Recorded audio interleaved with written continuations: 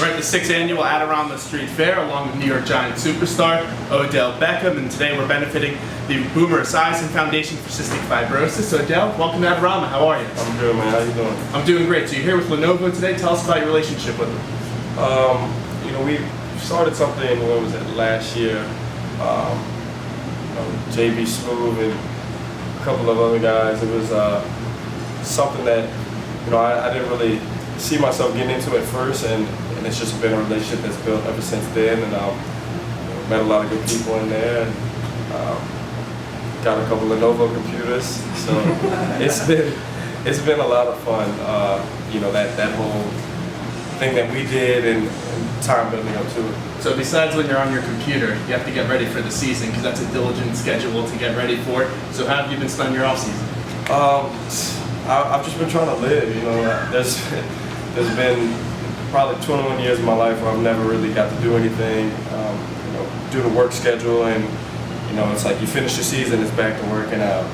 And now I've been able to have time to celebrate, so to say, and be able to experience and live and do things that I never was able to do because of all the hard work that I've done. Now I'm able to do. So it's been a lot of fun, just being able to travel around, meet people, see things, see places. So I've enjoyed it.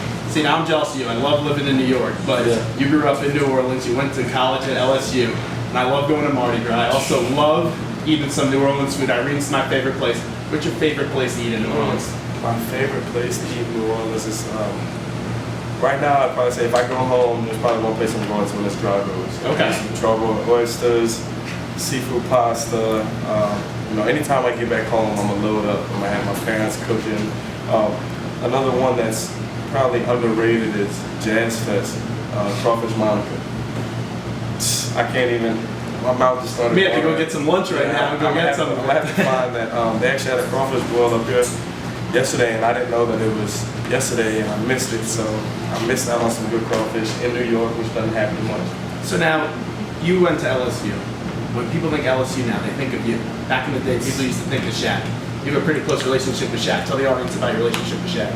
Shaq is like my uncle, so to say. He was, he kind of, babysat a little bit, but carried me around on one hand. He's a ginormous individual, so just growing up and being able to have somebody who, as I grew up, I could look up to and see the path that he set, the legacy he left behind, the way he did it, being able to get advice on him now and how to handle things, situations. So it's been great to be able to have people like that in my life, and I feel like it's got to be where I am today because of it. Tom Coughlin no longer here. You have a new head coach in McAdoo. What can you expect from him? I know you've been familiar with him being on the team for the last few years. Absolutely. A guy who, my first years in the league, I've experienced and was able to be under a great coach, Tom Coughlin, a legend in my mind. Who I remember sitting back on TVs and seeing him in the freezing cold and that red face, and then being able to meet him, it was truly a blessing. And unfortunate to see him go, but life goes on, time goes on,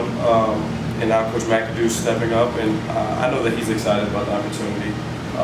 I think he wants nothing less than to be able to pick up where Coach Coughlin left off. He has a legacy of his own he wants to build, and I think this will be the start of that. Now, the Giants had a plethora of pieces in the offseason on defense. You guys have Eli coming back. You're coming back, obviously.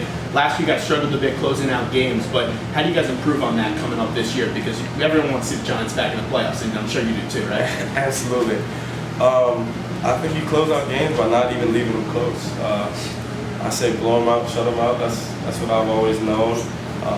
In my freshman year at LSU, that was the only mentality I was engraved on. And now adding these guys on defense, Janoris Jenkins, OV, JPP coming back, DRC, you got some other guys who are ready to step up and play major roles. All I know is we just need to get to the playoffs. And it'll be, from what I hear, as long as they're in the playoffs, they're good pretty much. Now, before we let you run, a lot of kids here at the Adorama Street Fair, 6th annual Adorama Street Fair, great event today, raising awareness for the Boomer Esiason Foundation and cystic fibrosis. So all these kids come up to you, I'm sure they try to do the one-handed catches, they have the blonde streak in their hair. Who was your football role model growing up as a child? Man, there were so many guys who I looked up to, and especially wide receivers who I tried to model my game after. But if there's one guy who really stuck out in my mind who kind of changed it, for me, it was Mike Vick. I grew up a lot in Atlanta. I was at the '96 Olympics, my stepdad was there, you know, winning a gold medal there, and we in our backyard. So Mike Vick he was my guy growing up. Even after everything that happened, him being able to come back and that phenomenal year he did with the Eagles, it was just something that, like, you know, I was proud of because it's somebody who I looked up to, so to say. So he was probably the one guy that sticks out in mind.